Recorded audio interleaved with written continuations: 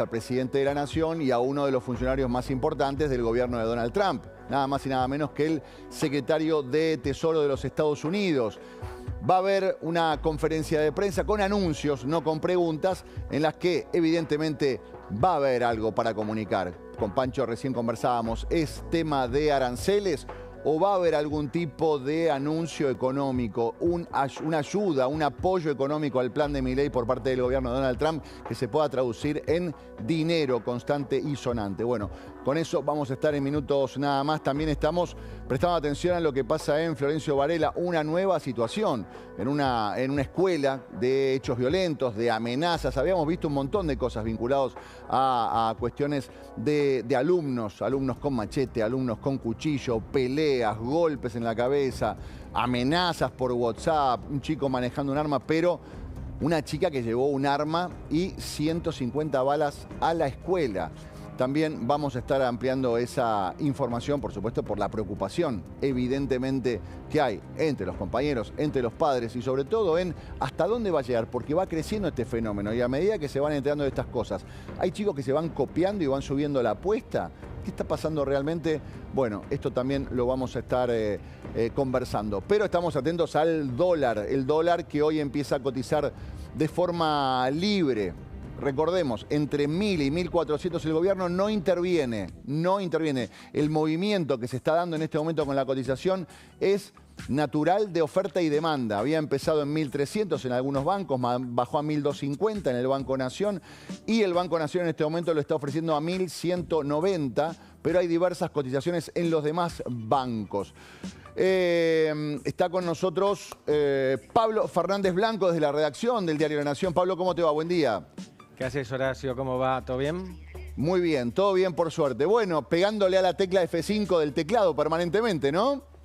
Sí, pero ya estamos acostumbrados a esta altura en la Argentina de que pasen estas cosas. Te reitero la información, si querés, para toda la gente que se está sumando, y hay enorme expectativa con respecto a qué va a pasar hoy con el precio del dólar. Arrancó por la mañana las primeras operaciones en torno de los 1.250 pesos, es decir, vos tenías que poner 1.250 pesos en el Banco Nación para llevarte un dólar. Rápidamente tendió a acomodarse en la línea de los 1.190 pesos, que representan, Horacio, un incremento, es decir, un salto cambiario siempre en lo que es la compra oficial de dólares de apenitas más del 8% con respecto al cierre del viernes. Esto es el mercado oficial sin cepo, sí, repito, el dólar se encareció a esta hora de la mañana un 8% con respecto al viernes, pero tenés la libertad de comprar todo lo que quieras si sos una persona física. Gran aclaración, ¿este es el número final del dólar? No, la verdad es que no, porque arrancó bastante alto, es lo que se tiende a llamar overshooting, ¿viste? Cuando vos pateás la pelota se te va lejos en el tiro libre y después corregís, algo así pasa con el mercado cambiario. Y ahora bajó, con lo cual nadie puede asegurar de que este sea el precio con el que se va a terminar la jornada. Pablo, ¿todos los bancos se están vendiendo o algunos no? Porque tenía algún mensaje de algunos que decían, pronto vas a poder operar, pero estamos readecuando el sistema, no sé. ¿Cómo andás, Pancho? ¿Qué decís? Bueno, es una gran pregunta.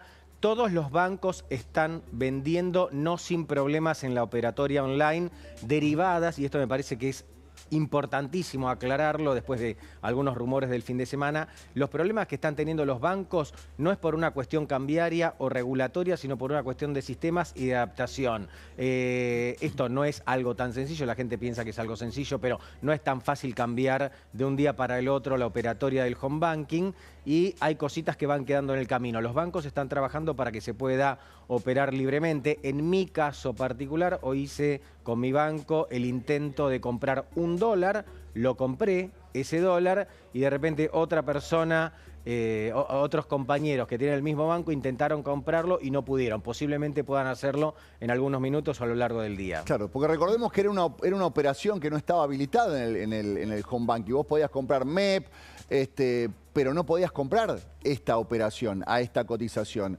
Y esto que vos planteabas, ¿no? El 1.190 para aquella persona que estuvo operando con el MEP la semana pasada, se está ahorrando casi 120, 150 mangos. Claro, hice la cuenta. Horacio. Una pequeñísima aclaración de formación periodística, si querés. técnicamente había gente que podía hacer esta operación la semana pasada. Lo que pasa es que era tan poquita que no importaba. ¿Te acordás del cupo de $200? Ah, claro, sí. Pero no era libre la compra total de dólares. Permiso, perdón por la desprolijidad, como diría Luis Majul, me voy a estirar un poquitito porque, acá tengo la agenda, hice la cuenta. Si vos, porque me parece también importante remarcar esto, si vos fuiste a cambiar 100 millones de pesos la semana pasada, 100 millones de pesos, para comprar una propiedad que rondaba los $70.000, ¿sí? ¿Me siguen? Sí. 100 millones de pesos para comprar una propiedad que rondaba los $70.000. Bueno, con esos 100 millones de pesos compraste aproximadamente $72.992, ¿sí? Si a vos en La Plata, por ejemplo, para un crédito hipotecario, te la dan hoy, y te das vuelta y vas a comprar por la ventanilla, te dan $83.333, con lo cual prácticamente estuviste ganando $10.000 por el solo hecho de caer bien en el calendario, si te tocó hacer la operación el viernes u hoy.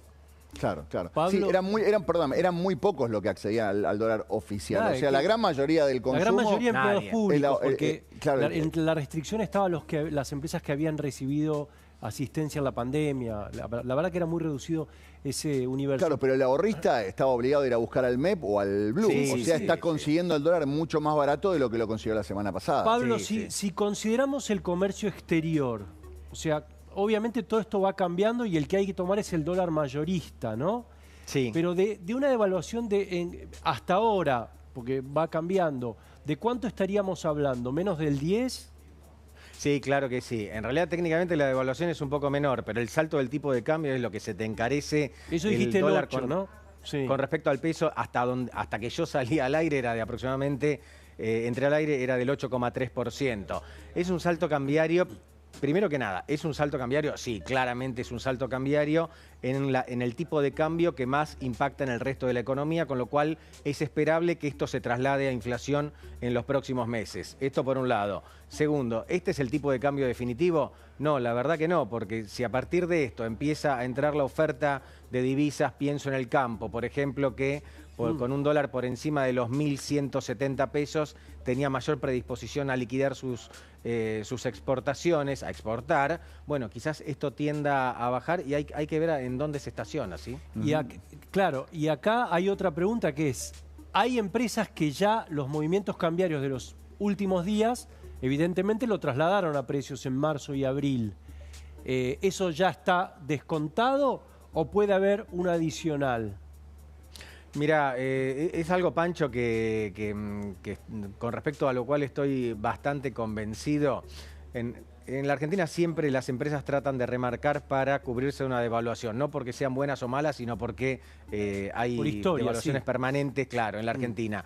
Pero lo único que impacta en el precio, como vos muy bien sabés, no es solo el tipo de cambio, sino también es a quién le vendés un producto. Es decir, si vos ponés un precio tan alto que no te lo vende nadie, o no te lo compra nadie, o hay alguien que dice, yo me banco con un margen de ganancia un poco menor y te lo vendo más barato, bueno, tiende a caer el precio. A mí me da la sensación de que en este momento está todo el mundo expectante, a mucha gente le gustaría remarcar, pero si remarca no se lo vende a nadie porque recordemos que la economía, si bien ha mostrado señales de recuperación, sobre todo en el último trimestre del año pasado y también el principio de este año, no es que está a los saltos y que está pasando una situación fantástica del consumo, con lo cual eso también te tiende a reprimir cualquier intento de suba de precios. Sí. Y otra cosa es, a este precio, el chacarero que el viernes pasado tenía que liquidar a 1.135, a 1.190, ¿le conviene o no? ¿O va a esperar?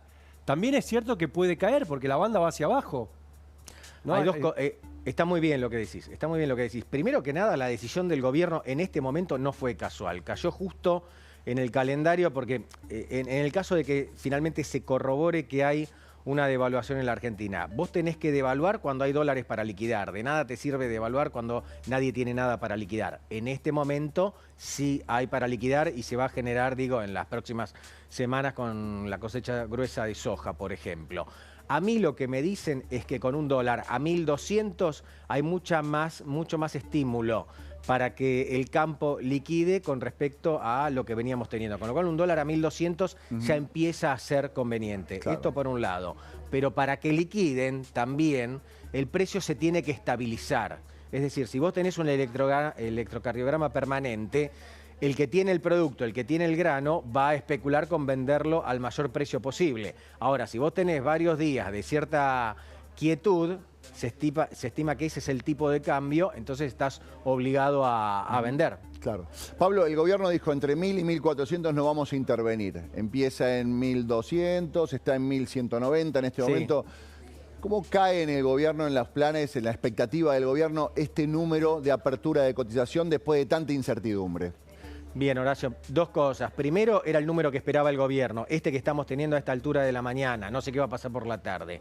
Este es el número que esperaba el gobierno, con lo cual me parece que es una muy buena noticia para el gobierno que el dólar abra a este nivel, sobre todo porque vos te estás comiendo un salto del tipo de cambio del 8% hasta ahora, que naturalmente va a tener un correlato sobre los precios, pero al mismo tiempo estás normalizando una parte importante de la economía de una forma bestial y sorprendiste a mucha gente que no pensaba que no se pensaba que el cepo cambiario se iba a eliminar tan rápido. Lo estábamos esperando incluso para después de octubre. Ahí es una sorpresa positiva. De hecho, estamos hablando del dólar, pero no hablamos de los bonos que se están recuperando y no hablamos de las acciones argentinas que están subiendo también. Es interesante eso, porque por un lado podemos llegar a decir que la demanda en el dólar no fue tal, porque si no se hubiera ido para arriba el precio y en realidad desde que abrió el mercado empezó a ir hacia la baja. O sea, la demanda no fue tan grande. Amplíame un poquito el tema de los bonos y las acciones, Pablo. Mirá, hoy por la mañana estaban subiendo alrededor del 4 al 5%, no es una suba bestial, pero es una suba y las acciones argentinas también se recuperaban. Quiero hacer acá una gran aclaración, ¿viste? Porque a veces los argentinos tenemos cierto ombliguismo, nos miramos el ombligo y pensamos que somos un país aislado del mundo. Mientras en la Argentina hay acuerdo con el Fondo Monetario y se libera el cepo cambiario, el mundo es un polvorín y nadie sabe qué va a hacer Trump hoy y cómo se va a pelear con China. Y eso te termina impactando en el precio de cualquier herramienta financiera más que la política interna de cada país. Con lo cual, si hoy se desploman las acciones, yo no sé si es por culpa de Milei, de Caputo o por culpa de Trump o de China. En este momento la señal es positiva, la recepción del mercado ha sido positiva y yo no descarto que sea aún más positiva en las próximas horas. Claro. Pablo, es interesante lo que planteas porque durante las últimas semanas de volatilidad se hablaba de caen las acciones argentinas, pero estaban cayendo las acciones prácticamente de todo el planeta. Se recuperaron las acciones argentinas, pero se estaban recuperando las acciones de todo el planeta. Más o menos, ¿qué está pasando en el mercado mundial? Más allá de esto puntual que nosotros tenemos en este momento. ¿También están en verde todas las acciones, todos los mercados? ¿O los mercados siguen con cierta incertidumbre y acá se bajó un poco el grado de incertidumbre? No, a ver, en el capítulo local claramente vos bajaste el grado de incertidumbre y hay algo que tenemos que estar muy atentos hoy a ver qué pasa con el riesgo país. Es decir, si efectivamente se desploma el riesgo país porque saliste de una parte del cepo cambiario o no. Eso hay que estar atento. Ahora, en el resto del mundo no hay expectativa de una guerra comercial. Hay una guerra comercial declarada entre las dos principales potencias del planeta, Estados Unidos y China, con lo cual estamos, viste que Trump es una cosa de locos que te dice, no, te subo, es algo así como cuando éramos chicos, voy a la China y vuelvo en un minuto. Bueno, Trump te dice, me lo subís a 80, te lo subo a 100, no, me equivoqué, en realidad es 150 el arancel. Y eso es un lío fenomenal para el resto del planeta. El mundo está en esa circunstancia de la cual la Argentina no es para nada Pablo, ajena. Vos estás diciendo algo muy importante, no sé si coincidís conmigo al momento de evaluar. Lo decías recién, el mercado, ¿qué es lo que pasa? Bueno, no sé si es por lo que pasa en Argentina, si es por los aranceles, el precio de los commodities, lo que pueda llegar a suceder a nivel político. ¿Cuál es tu lectura cuando vos tenés que interpretar todas las variables, cómo está posicionada la Argentina? Es una muy buena pregunta. Primero que nada, por más mal que le caiga a quien quiera, la Argentina tiene muy poco que hacer cuando el mundo es un desastre, ¿no? Es realmente poco lo que tiene que hacer. Lo que tiene por hacer es en gran medida lo que está haciendo el gobierno. Vos tenés cuentas macroeconómicas, números macroeconómicos cada vez más sólidos, tenés un resultado fiscal que sigue siendo positivo, ahora tenías una tendencia con ciertas interrupciones a la baja de la inflación, no estás emitiendo moneda para cubrir el gasto público. Bueno, todo eso está muy bien. Y ahora encima tenés un mercado cambiario muchísimo más honesto. Todo lo que está haciendo la Argentina en este contexto está muy bien. Ahora, yo les hago una pregunta. La Argentina tiene dos grandes usinas de dólares, sobre todo a partir de este año. En el primer semestre el campo, sobre todo en el segundo semestre el petróleo. ¿Qué pasa si se desploma el precio de la tonelada de soja por culpa de la pelea Estados Unidos-China? ¿Y qué pasa si se desploma el precio del petróleo? Ambos han ido cayendo en el último tiempo. Bueno, entran menos divisas a la Argentina, que se compra un nuevo problema. La verdad que así lo estoy viendo. Perdón que lo explique tan esquemáticamente, pero no me parece que es bastante sencillo de entender. Después tiene distintas complejidades, pero en el trazo grueso es esto. Lo que hay que decir a esta hora, recordemos que el mercado americano abre en 15 minutos, pero en el pre-market los bonos realmente están subiendo y fuerte, ¿eh? Hay subas de hasta el 7% y las acciones argentinas en Nueva York también. Te diría subas de 2 dígitos, así que me parece que por lo menos en el comienzo hay un voto de confianza del mercado. Claro. Sí. Sí, Pancho, con respecto a eso, tenemos que ver qué pasa con el riesgo país, ¿no? El riesgo país estaba bajando, después cuando empieza la guerra comercial sube mucho. Nosotros necesitamos un riesgo país entre los 400 y 500 puntos básicos para decir, bueno, ya nos acoplamos definitivamente al tren del mundo, sobre todo al tren de los países latinoamericanos. Sí. Por encima de eso, bueno, todavía nos cuesta. Pablo, dame un segundo, quédate con nosotros, te invito a escuchar. Está hablando en este momento el presidente Milei con Luis Majul en El Observador 107.9. Vamos a escucharlo, por favor. Con Toto, y la nota se la di al querido Horacio Cabac. El tipo de cambio estaba en 1.500, decían que se iba a 2.000, y nosotros, ¿qué dijimos? Que el tipo de cambio iba a converger por arriba, algo que nunca lo habían visto nunca en la historia argentina. ¿Y qué pasó? Convergió desde arriba. Después, porque esto es lo que hay que también explicar, digo, alguien puede decir, bueno, pero la volatilidad que vimos. Bueno, la volatilidad que vimos es fruto de esa estupidez que se mandó Martín Guzmán con la ley siniestra esta de pasar los acuerdos del fondo por el Congreso. Y voy a explicar por qué. Nosotros ya teníamos cerrado el esquema cambiario, el programa económico. Nosotros, digamos, ya lo teníamos cerrado, digamos, fuimos cumpliendo todas las etapas para llegar a un acuerdo con el staff, digamos, que es lo que se llama el Staff Level Agreement. Y la discusión estaba en el monto nada más. Cuando nosotros... Perdón, ¿en el monto total o el monto inicial? En las dos, o sea, el monto total y cómo se iban a distribuir. ¿Sí? Digamos, eso era lo que faltaba definir. Se definió mucho más rápido el monto total. Hola, Luis, ¿estás ahí? Sí, estoy escuchando, estoy escuchando con atención. Perdón, porque se había hecho como un vacío. Y eso para lo que te dicen que interrumpís. No, estoy escuchando con atención. No, en un día tan importante trato de escuchar y de preguntar lo mínimo indispensable. Lo necesario. Entonces, ¿qué es lo que pasa? Nosotros, el 1 de marzo, anunciamos que vamos a enviar al Congreso el acuerdo. Digamos, un proyecto para el acuerdo. Ahora, ¿qué es lo que pasa? Cuando nosotros hacemos eso, ¿qué pasa? Nosotros estábamos todavía en el medio de la negociación, nosotros estábamos obligados a estar callados, o sea, nosotros estábamos absolutamente herméticos. Entonces, ¿qué es lo que pasaba? Si nosotros hablábamos o liberábamos información, porque muchos periodistas decían, no, bueno, ¿qué les pasa? Se están escondidos. No estábamos escondidos, estábamos en el medio de una negociación y teníamos que estar herméticos. Por eso a veces las críticas del periodismo y de los economistas son, digamos, algunos por ignorancia, pero muchos por mala intención. Pero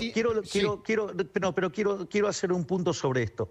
Entonces, nosotros desde el 1 de marzo teníamos que tener un hermetismo total y desde los cucarachos empezaron a decir que no íbamos a tener ningún acuerdo, que con suerte conseguíamos 3.500 millones de dólares, que nos exigían poner una banda entre 2.500 y 3.000 pesos, ¿sí? O, digamos, economistas mentirosos como Hernán Lacunza, que fue a una reunión, ¿sí? Y le dice al presidente de una institución que él tenía información confidencial del fondo, que, digamos, nos pedían, digamos, llevar el tipo de cambio a la estratosfera, y que cuando eso se filtró, nosotros ya teníamos el dato porque este presidente de la institución llamó a MECOM para contar las barbaridades que estaba diciendo Hernán Lacunza, ¿sí? Y luego de ello, Lacunza llama al MECOM diciendo que él nos apoyaba y que no había dicho eso, y ya teníamos la información. O sea, para que vean, digamos, la calidad humana de la gente que anda acá. O el mismísimo Melconian, digamos, que decía que ni Copperfield podía sacar, ¿sí? El programa que nosotros proponíamos, y le cae justo el anuncio del fondo del Staff Level Agreement, y frente al evento en que queda en evidencia como incompetente, mentiroso y mala persona, ¿sí? Aparece a decir, bueno, pero el board no se lo va a aprobar. Es decir, lo que quiero que sepan, es decir, la cantidad de inestabilidad que intentaron generar tantos, digamos, los cucarachos, de los cuales no me sorprende nada, y lo que han hecho econochantas como Lacunza, como Melconian, como Luis Seco, como Marina Dalpifieto, ¿sí? Digamos, o sea, o Martín Rapet y toda esa horda de mentirosos que, digamos, dicen, ay, no, al final te voy a flotar, que me disculpen, porque todos ponían el tipo de cambio en 2.700. Ahora, es decir, que alguien les haga track record. Ahora, presidente, en ese planteo, en esa presentación que usted hace, que dice que esta vez va a ser distinta o distinto, también está el tema que importa en la Argentina y que son las expectativas. Si hoy el dólar se iba o terminaba en 1.400, esas iban a ser expectativas negativas también, y eso nadie lo puede negar. A ver, Luis, nosotros nos focalizamos en los fundamentals. A ver, la cantidad de pesos que hay en la economía, los de verdad, los verdaderamente emitidos, es la base monetaria. Porque viste que hay economistas que dicen, no, el M2, el M3, eso es producto del multiplicador bancario. Si querés te lo explico cómo funciona. Por favor. Suponete que el Banco Central puede emitir por 3 fuentes, se llama, digamos. Podés emitir para financiar el fisco, que se llama fiscal, o sea, emisión fiscal. Podés tener emisión por sector externo, que es cuando compras dólares, o emisión por sector financiero, que es cuando das redescuentos, por ejemplo. Son motivos por los cuales la base monetaria crece, ¿sí?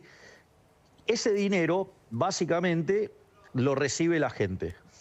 La gente se guarda una parte y otra parte la pone en el banco. El banco, una parte la guarda en encaje y el resto la presta. Y así vuelve el dinero a la economía. Entonces vos vas a ver que tenés la base monetaria y después tenés los agregados monetarios, M2, M3, en función, digamos, de este proceso de multiplicación del crédito. Como consecuencia de la operación. ¿Y qué quiere decir? ¿Quiere diferenciar la base monetaria que vale para calcular? Claro, exacto. Que el verdadero dinero emitido, digamos, si vos quisieras rescatar todo el dinero, es la base monetaria. Nosotros tenemos 2 definiciones de base monetaria. Si tomamos la definición de base monetaria convencional, que es el circulante en poder del público más los encajes de los bancos, fíjate que es la caja que tenemos los individuos más la caja que tienen los bancos, ¿no? Y eso, digamos, esa es la base monetaria explicada por sus usos, por decirlo de alguna manera. ¿Eso da una cuenta de...? Nosotros, con las reservas que tenemos ahora, podríamos rescatar toda la base a 700 pesos. A un dólar que valga 700 pesos. A 700 pesos sacamos toda la base monetaria de la calle, la sacamos toda. O sea, no tenés un peso más en el bolsillo, tenés dólares. Ese es el primer ejercicio. ¿Y la ampliada? Claro, porque ¿qué es lo que pasa? En la ampliada están las LEFIs, LECAPs. Esos instrumentos los tienen los bancos y no los manejamos nosotros. Consecuentemente, nosotros no controlamos esa parte de la base monetaria. Nosotros controlamos el techo, que es la base monetaria amplia. Pero si los bancos deciden o no cambiarlo, eso va a depender de lo que quieran hacer los bancos con esa liquidez. Entonces, nosotros hacemos otra cuenta. Supongamos que todos los bancos deciden jugar... Hacerlo pesos. Sí.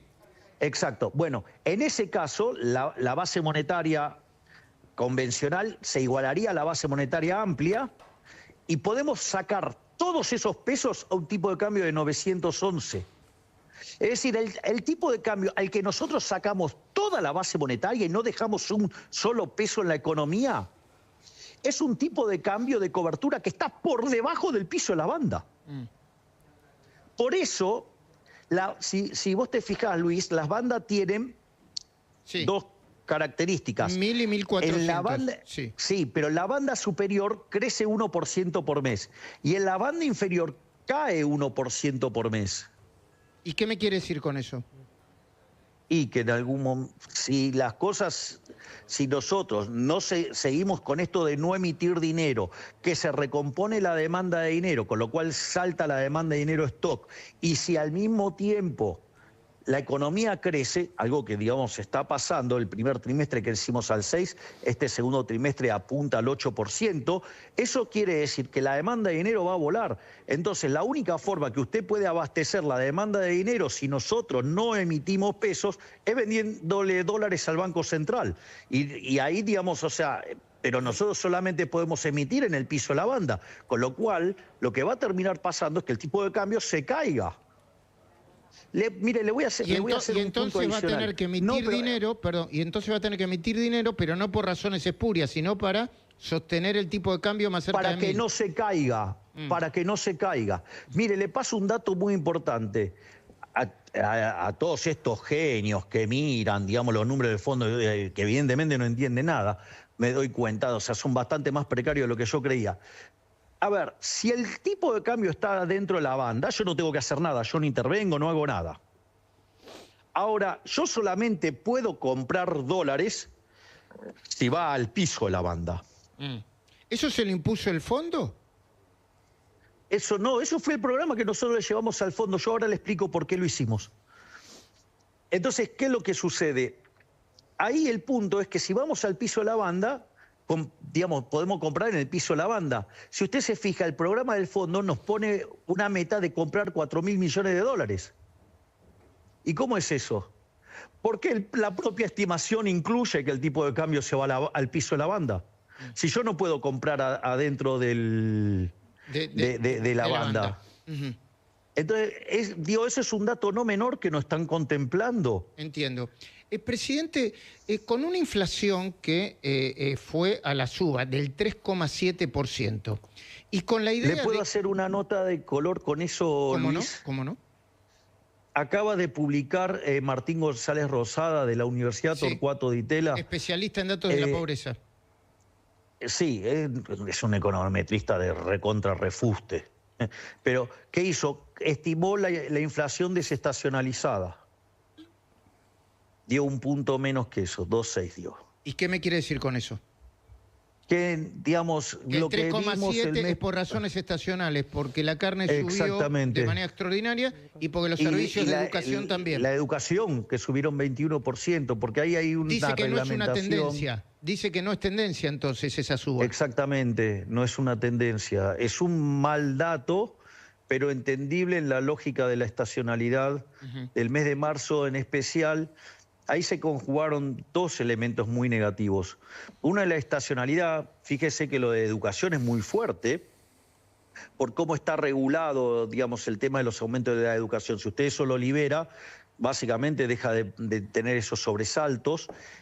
Y lo otro es la inestabilidad política que nos generaron durante el último mes y medio, digamos que es el motivo que además, ¿a usted le parece razonable que, no sé, pero cuántos días no nos estuvieron liquidando exportaciones y nos adelantaban importaciones? No, si me parece razonable, bueno, me parece una decisión de libertad económica. ¿Usted le puede gustar más o menos? Está bien, pero Luis, está bien. Yo, si hay algo que... A ver, acabo de abrir el cepo, Luis. O sea, si hay alguien, digamos, o sea... No, usted lo que me quiere decir es que... ha defendido la libertad y defiende la libertad soy yo. El que considera que el cepo es una aberración inmoral soy yo. Usted lo que me quiere decir es que es inmoral que la volatilidad política haya generado... No, claro, exacto. Digo, la política apostando contra el gobierno, ¿sí? Y los economistas pifiadores para luchar para tener razón... Le acabo de contar el caso del mentiroso de la Cunza, del mentiroso del Melconian, del mentiroso de Seco, de la pifiadora serial Marina Dal Pifieto. Digo, si quiere sigo con la lista de pifiadores seriales. No, si usted me pregunta a mí, yo no soy quien para decirle, pero si usted me pregunta a mí, yo no le pondría tanta energía a eso, sino porque... bueno, pero ¿sabe lo que pasa, Luis? Daño. Usted dice que ellos hacen daño. ¿Sabe lo que pasa? Que durante 1 mes y medio le estuvieron envenenando a la sangre a toda la población esa gente. Porque ¿sabe lo que pasa? Usted es periodista. Y usted tiene el deber, digo, desde mi punto de vista, por favor, de escuchar todas las campanas. Claro que sí. Entonces digo, más bueno, en un tema en lo que no soy especialista, estoy lleno de preguntas, digamos, no y de bueno, respuestas. por eso, a mí me parece razonable que usted le pregunte a todos. Es decir, digamos, yo no me voy a enojar con José del Río porque lleva al farsante de la Cunza a mentir ahí. Claro. Digo, ¿qué culpa tiene José del Río? Digo, él no sabe, digo, él no es, me comprende. Entonces yo no me voy a enojar porque me parece razonable que le pregunten a todos. Lo que sí quiero señalar es, bueno, mire, digo, toda esta gente viene errándole sistemáticamente. Entonces, ¿usted qué quiere? Que por lo menos pidan disculpas. Eso es lo que quieren, no sé, supongo. Y sí, deberían estar haciendo una gran lista de reconocer sus errores y pedir disculpas, claramente. Ahora, presidente, yo le pregunto, ¿qué pasa Digo, porque le envenenaron la sangre a la gente, Yo le pregunto... Digo, dentro de esa lista incluso entra el señor Domingo Felipe Cavallo. Pero eso, presidente, pero antes, yo quizás no sea el día, pero igual se lo pregunto. Antes Domingo Felipe Cavallo era su ídolo y ahora no. ¿Qué pasó en el medio? Pero nada, le erró y en lugar de tratar de corregir el modelo, se dedicó a hacer daño para que, digamos, se cumpla lo que él predijo y que nunca se cumplió. ¿Usted no tenía el espacio para discutir como economista mano a mano con él? Sí, pero se equivocó una vez, pidió disculpas. Se equivocó 2, pidió disculpas. La tercera ya me parece que era un modus operandi, digamos, o sea, Le pregunto, digo, eso ya entra en un plano humano más que profesional. Sí. Digo que además le pifió todo. Sí, a veces tiene que ver con los egos, pero no es tema no es tema para psicólogos.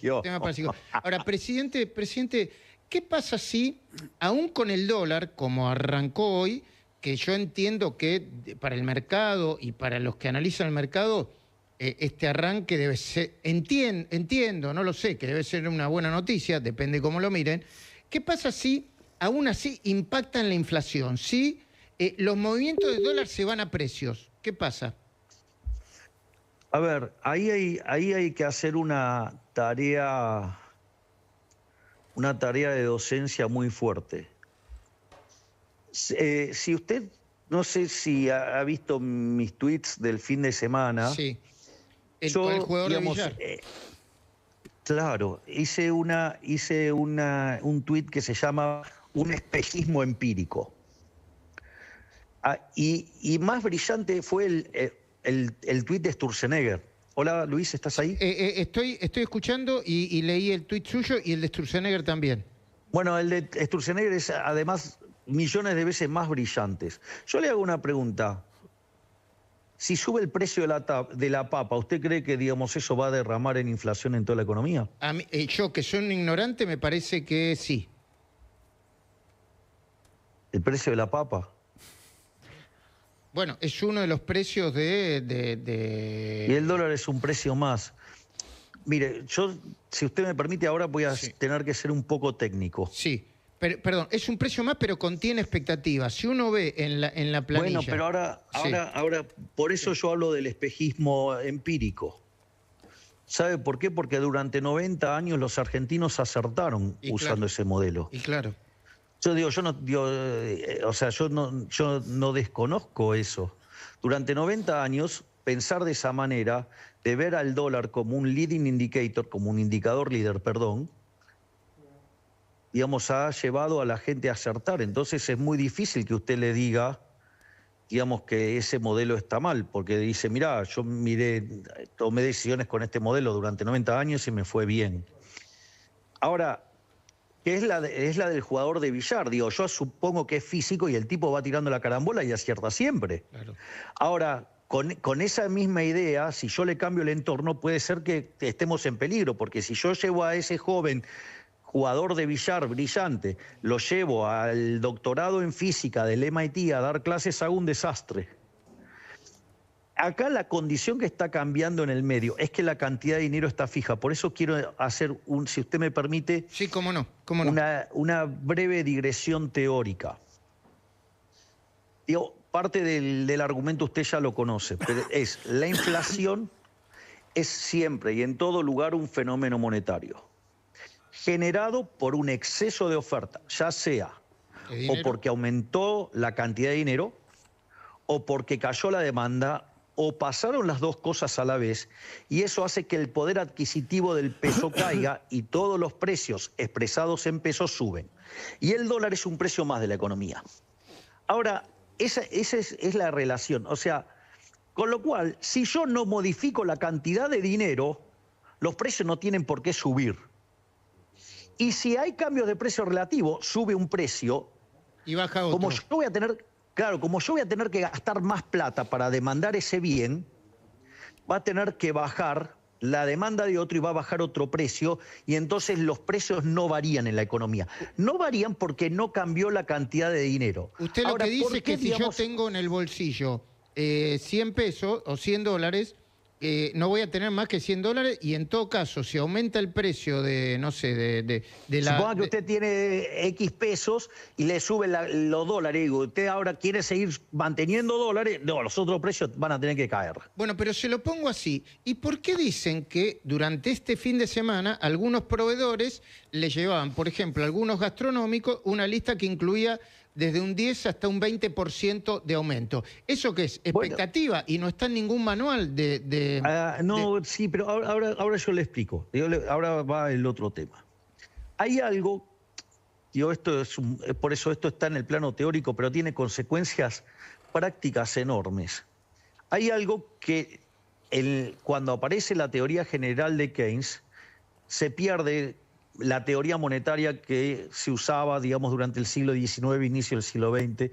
Y una de las cosas que se estudiaba se llamaba el efecto Hume-Cantillon. Entonces, suponga que tiene que ver Hume, con la dinámica... Perdón, son dos especialistas diferentes. Hume es un holandés, creo. Claro, David Hume es un economista escocés. Digamos, de hecho, era amigo de Adam Smith y es oficialmente el inventor de la teoría cuantitativa, aunque en realidad la inventaron los escolásticos de la Escuela de Salamanca. Y por otro lado, Richard Cantillon, que es el inventor del equilibrio general, un economista francés. Entre los dos, no es que entre los dos, digamos, o sea, el efecto Hume-Cantillon analiza cómo ingresa el dinero en un modelo de equilibrio general y cómo se van moviendo los precios. Entonces, suponga lo siguiente: usted genera un exceso de oferta en el mercado de dinero. Usted no quiere cuando usted no quiere pesos, ¿qué hace? Compra dólares. Sí.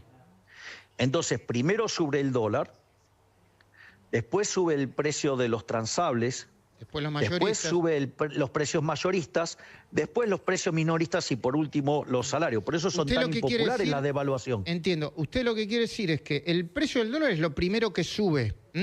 Porque es más rápido. Porque es un activo... Exactamente, porque es un activo financiero. Exactamente. Usted le dio en el clavo. Bueno, pero si sube primero, ¿no contagia los demás precios, presidente? Pero no, Luis, no es que los contagia, sino porque es que empieza a circular ese dinero no deseado. Digo, ¿escuchó, digamos, a hablar a veces los economistas del overshooting? Sí. Bueno, cuando usted, digamos, ese modelo que los economistas viven hablando, se viven llenando la boca, ese modelo dice que la inflación es un fenómeno monetario y que el tipo de cambio viene determinado en la lógica de algo que se llama... Fuimos testigos de esta charla que está manteniendo el presidente de la Nación con Luis Majul en el Observador 107.9. Les agradecemos que nos hayan permitido subirnos a la señal. Ahí estaba entrando en cuestiones muy, pero muy técnicas, cuestiones económicas. Lo más sobresaliente que dijo... ¿Títulos? títulos que dijo, bueno, la realidad es que el precio del dólar es un bien más, el dólar es un bien más en la economía y que la base se va a mantener quieta y si se sube un precio, los demás caen. Muy importante esto que estás apuntando, que es lo que estaba explicando recién, porque es la razón por la que subieron los bienes en marzo.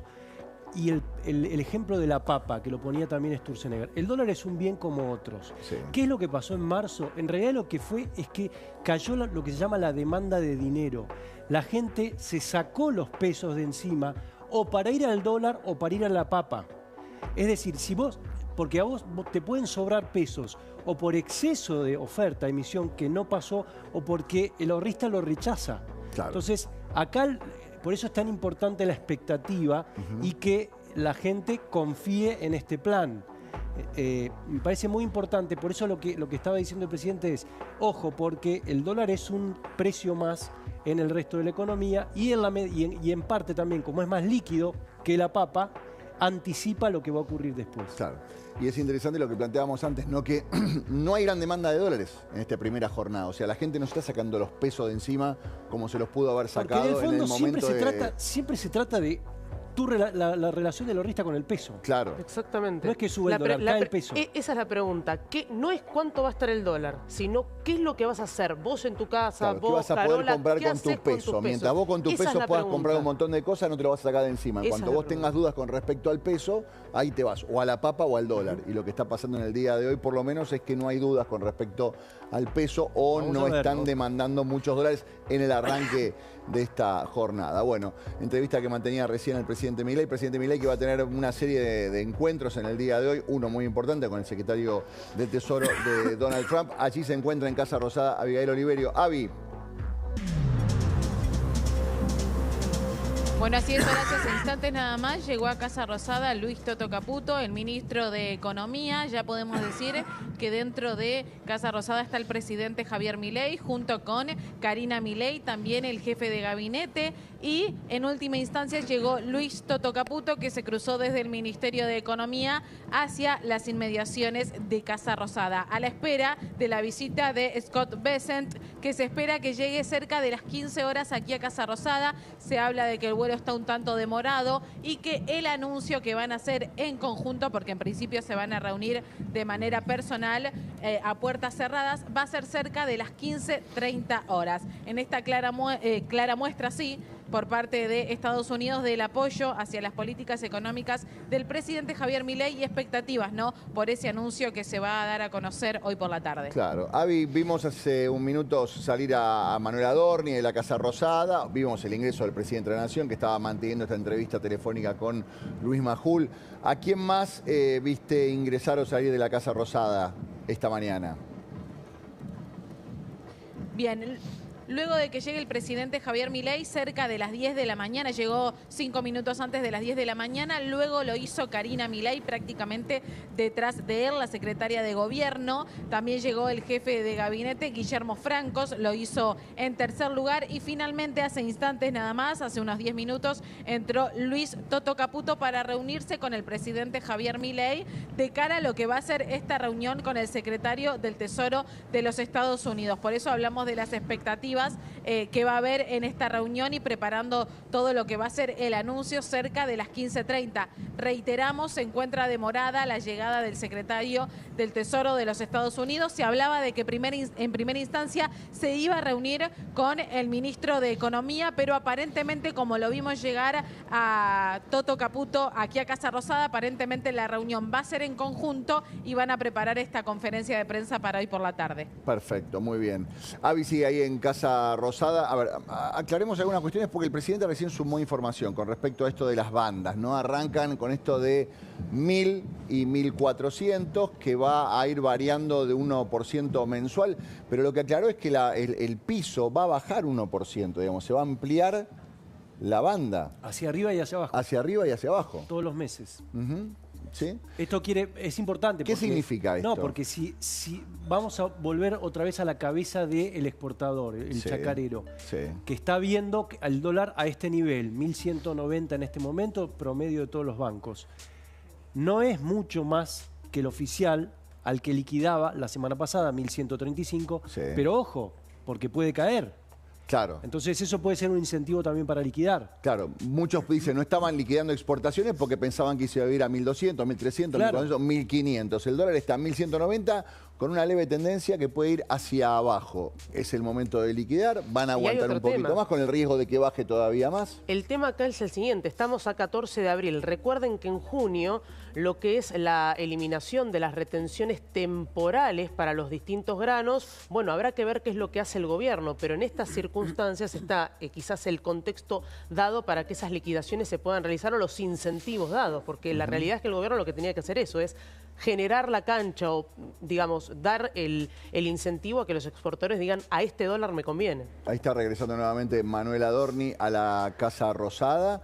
Así que una jornada con mucho movimiento, obviamente, y con toda la repercusión del primer día de esta fase, la fase número 3 del gobierno. ¿Podemos pasar en limpio esto que le estaba explicando recién el presidente a Luis Majul de esto de la base monetaria y que con los dólares que tienen pueden capturar todos esos pesos a un valor? Y es lo que dice Javier Milei y todo el equipo, lo han repetido, lo pueden ver en distintas entrevistas y acá lo confirma. Dice, nosotros achicamos el circulante, la base monetaria la achicamos de 3 a 1. Entonces, lo que el gobierno dice, esto hay que ver que esto también se concrete, el gobierno está realmente tranquilo, es que si vos mantenés la cantidad de dinero fija, lo que va a suceder es cuando la gente va a demandar el dólar, bueno, el precio de la papa baja. Estamos poniendo un ejemplo, digamos, un ejemplo básico, simplemente para poder interpretarlo, no porque vaya a pasar exactamente esa relación. El tema es los pesos, ¿hacia dónde van a ir? La cantidad es la misma, bueno, suben los precios relativos. Y hoy un tema muy importante, la inflación. Él lo decía, si sube el precio de la papa, ¿es inflación? No, porque vos lo que vas a ver con la inflación es el aumento generalizado de los precios. Ahí podés entender el fenómeno de la inflación. Lo ven en el INDEC cada vez que sale el dato, todos los rubros crecen, hay un promedio y tenés un aumento generalizado. Claro. Cuando vos mantenés la cantidad de dinero disponible que puede ir eventualmente hacia el dólar, si te sube un bien, eso implica que va a haber seguramente, como está la misma cantidad de dinero, vos vas a convalidar ese precio, pero en otro lado no vas a convalidar. Entonces va a haber un equiparable, una baja. Por eso la inflación se define como el aumento generalizado de los precios o la caída generalizada del peso. Claro, y lo que decían es que en los últimos 10 años, marzo siempre es un mes crítico. Siempre la inflación del mes de marzo es al alza. Bueno, lo importante, no importa cuándo, tenés que cambiar todo tu 0 kilómetro. En Autofrance tenés la mejor financiación para acceder a tu 0 kilómetro. Puedes llevarte un 208 línea nueva o una 2008, que es una verdadera nave espacial.